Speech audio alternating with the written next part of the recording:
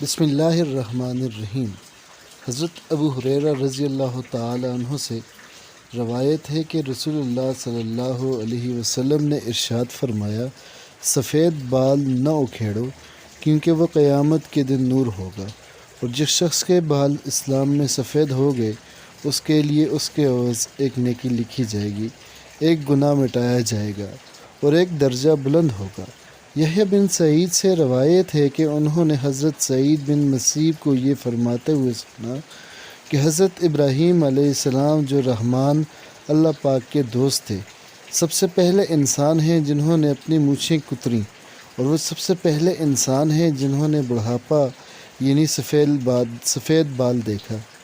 چنانچہ انہوں نے جب سب سے پہلے اپنے بالوں میں سفیدی کو دیکھا تو عرض کیا، میرے پروردگار یہ کیا ہے؟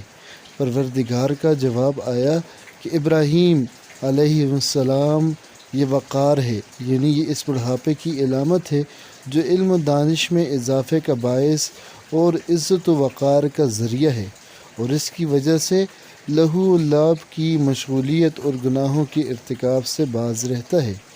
حضرت ابراہیم علیہ السلام نے عرض کیا کہ پروردگار یہ تو تیری بڑی نعمت ہے، لہٰذا میرے وقار میں اضافہ فرما۔